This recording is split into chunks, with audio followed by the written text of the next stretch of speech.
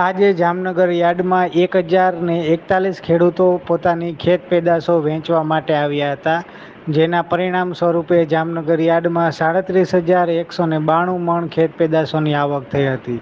એટલે કે 14,733 ગુણી જુદી જુદી ખેત પેદાશોની આવક થઈ હતી અને તેમાં આજે જીરુના ભાવ ઠંડા રહ્યા હતા. આજે 3,000 રૂપિયાથી લઈ 5,515 રૂપિયા જેવા ભાવ મળ્યા હતા અને 136 ખેડૂતો જીરું વેચવા માટે આવતા 4,341 મણ જીરુની આવક નોંધાઈ હતી.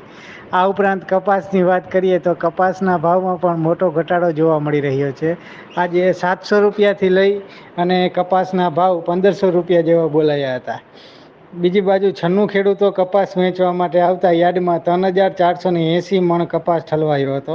તે જ રીતે જીરુના અજમોના ભાવ જે 2,325 રૂપિયાથી 3,525 રૂપિયા જેવા બોલાયા હતા અને 75 ખેડૂતો અજમો વેચવા માટે આવતા 3,025 મણ જેવી અજમોની આવક નોંધાઈ હતી.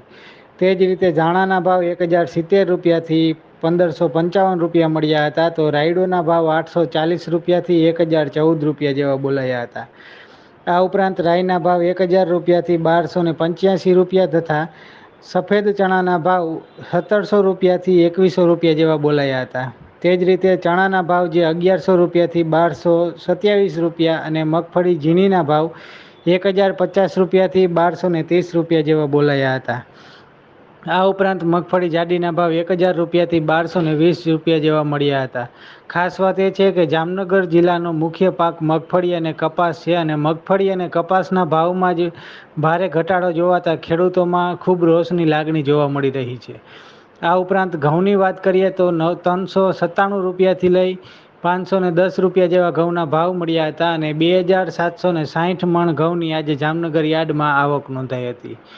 જ્યારે મગના ભાવ 1,620 રૂપિયાથી 1,955 રૂપિયા અને અડદના ભાવ 1,490 રૂપિયાથી 2,000 જેવા મળ્યા હતા તથા તુવેરના ભાવ 1,000 રૂપિયાથી 2,240 રૂપિયા અને ચોળીના ભાવ 2,000 રૂપિયાથી 2,920 રૂપિયા જેવા બોલાયા હતા તથા વાલના ભાવ 1,700 રૂપિયાથી 1,825 રૂપિયા અને મેથીના ભાવ 800 રૂપિયાથી 1,170 રૂપિયા જેવા બોલાયા હતા તથા ચણાના ભાવ 1,100 રૂપિયાથી 1,227 અને એરંડાના ભાવ 1,000 રૂપિયાથી 1,100 રૂપિયા જેવા મળ્યા હતા. સાથે એરંડાની આવક પણ વધી રહી છે. આજે 84 ખેડૂતો એરંડા વેચવા માટે આવતા 4,553 મણ એરંડાની આવક નોંધાઈ હતી. તો અન્ય દિવસોની સરખામણીએ તલના ભાવમાં ઘટાડો નોંધાયો છે. નવા તલની આવકમાં ધીમે ધીમે વધારા સાથે હવે તલના ભાવ 1,800 રૂપિયાથી 2,700 રૂપિયા જોવા મળી રહ્યા છે. જોકે 2,700 રૂપિયા એ પોષણક્ષમ ભાવ હોવાથી ખેડૂતોમાં ખુશી જોવા મળી રહી છે.